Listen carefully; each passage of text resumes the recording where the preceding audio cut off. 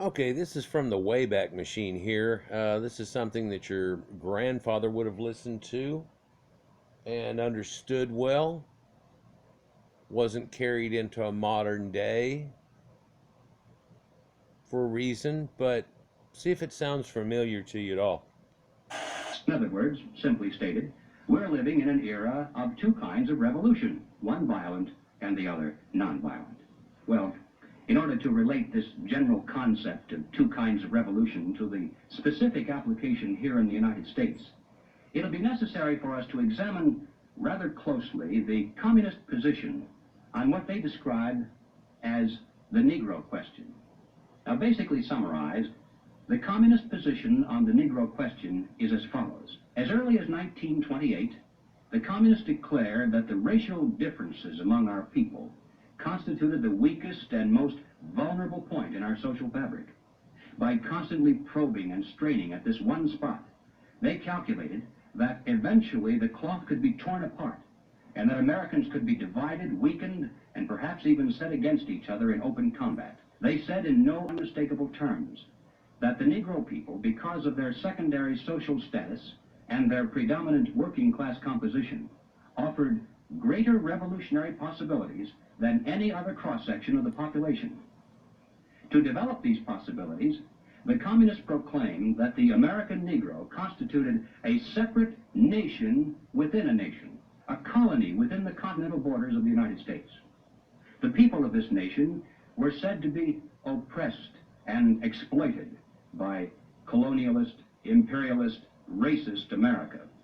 Consequently, the Communist Party called for their liberation, their right to self-determination, to break away from the United States and to set up their own nation within our borders. Now, to bring this about, of course, force and violence must be used. A war of national liberation must be fought. And the communists are not stupid. They realize that revolution of force and violence dependent upon a minority is doomed to ultimate failure, except in those areas where they actually do constitute a majority. But they aren't going to settle for just part of the United States. They want all of it. And so they made it clear long ago that their violent war of national liberation must be secondary to the nonviolent proletarian revolution. To take the United States, all of the United States, it'll be necessary, they say, to involve white people as well as black, to create a broad coalition, a revolutionary link between the civil rights movement, organized labor, peace groups, student dissidents, and in general, to escalate the revolution in America from race war to class war. As you can see, during the height of the Cold War, the Soviet Union tried to subvert the American way of life. So, we can see there something that's all too familiar. Just the mention I want to have here on this is that this is the times of J. Edgar Hoover and all that stuff, right? And you might know a little bit about it or have heard about it in school and stuff, but it was a time whenever there were some communist things going around. They had movie stars and everything and stuff. It was pretty bad, actually, and it was bad on the American public for them to have gone to the extent that they did. And nowadays, it's really hounded upon. But it's weird, almost something like that needs to happen again, for you can see it's rearing its ugly head. But let me just mention that in between these two times, America flourished at its best ever. And before this time was the Industrial Revolution. The dating he's giving for you is the Depression and after, and again. Now, the answer for this is that everybody needs a good talking to, but if you'll pay attention to what she even says, there's no reason to talk about it, but it is a self-defeative measure. See if you can hear the direction that's been told here by somebody that gets paid well over $200,000 a year to go around and talk to people. They want this somewhat mandatory.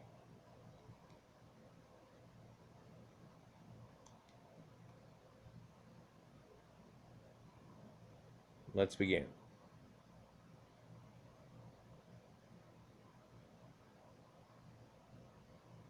People are racist. So I put this up because I really want any white person in the room to know up front that this is what we're dealing with, that it's not going to be this coddling of white tears and what that looks like. We're not going to discuss, oh, maybe some of us have worked it out. No, you're always going to be racist, actually.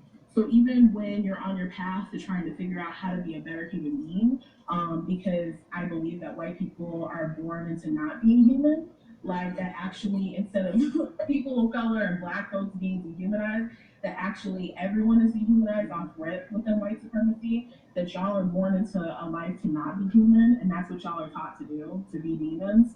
So in this particular way,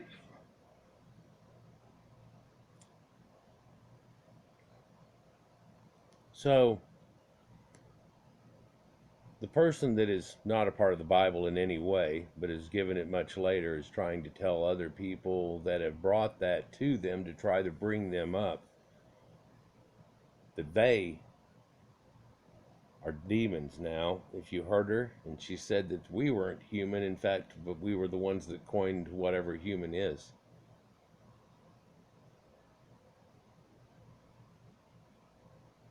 Let's go just to hear more. white people are all racist. So I just want y'all to know that up front.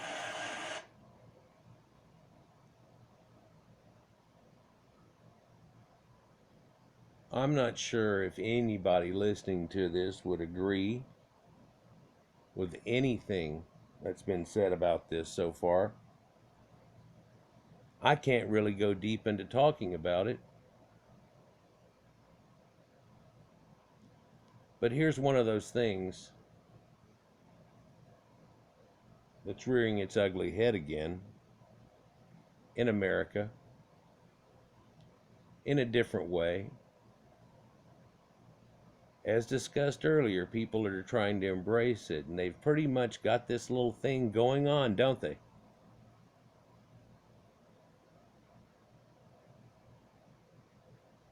Wakey, wakey. Coffee for the soul. Peace.